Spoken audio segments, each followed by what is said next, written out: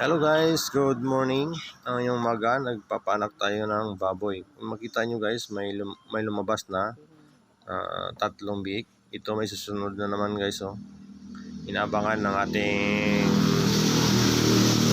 nurse na alalay. Inabangan niya para lumabas. Asintabi pala dyan sa mga kumakain at parental guidance na rin. Yan na guys. Oh. Kita nyo lumabas yung isang biik. Ganyan lang guys, pag nagpapanak kayo ng baboy, himas-himasin nyo yung tiyan ng baboy. Yan o, yung si madam. Si madam yung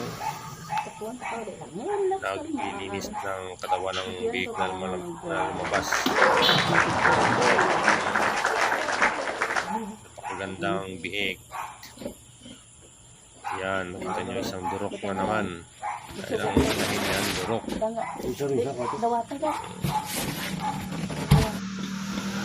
Ganyan lang magpanak kayo. So kung makita nyo, hindi masimas ko yung tiyan ng baboy para sunod-sunod yung paglabas ng biik niya sa loob ng kanyang tiyan. Parang tao din yan guys na magpapanak ka. Hindi masimas. Habang si madam mo nag-aabang na naman sa labas. Thank you Lord sa 15 piglets. Wow! Kaso may dalawa tayong hindi pinalad. Doon sila yung dalawa oh. Hindi sila nakasurvive. Namatay na siguro nalumos. Pero yung live natin 13 piglets.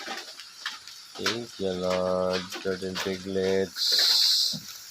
Live na live. Daw mga puppies. Daw Ganda Dalmatian. ng mga Dalmatian namin, no? Oh, ang pulaw-pulaw. Sara daw Dalmatian. Post ba na pa? Mayroon tayong isang Dalmatian. Wow! Ito pa isa.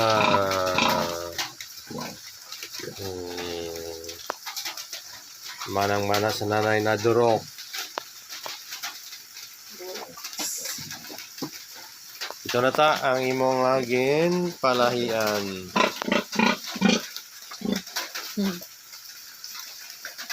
Again AI artificial insemination. Maagang blessing. Thank you Lord. Ito na sila. Yan sila. Sa 15 piglets sila guys, may namatay na dalawa. So kawawa ka sana. Yung kaso, hindi talaga may iwasan. Hindi naman may mamatay. Yan, 13 piglets lang yung buhay na buhay guys. Itong live 13 piglets. Yan na ngayon, nagbibigay sila. Nanganak kanina yung inahin, mga 1:30 in the morning. So natapos tayo siguro kanina mga 2:30 na. Ito na sila ngayon. Medyo lulusog yung yung mga anak niya.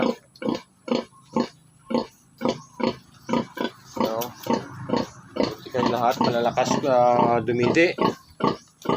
No? Ito yung ating blessing ngayong araw. So, thank you Lord sa binigay mo na blessing sa amin. Ito naman yung alagaan natin. So, yung unang anak niya, 13 din. Ito, pangalawang anak niya, another 13 piglets again.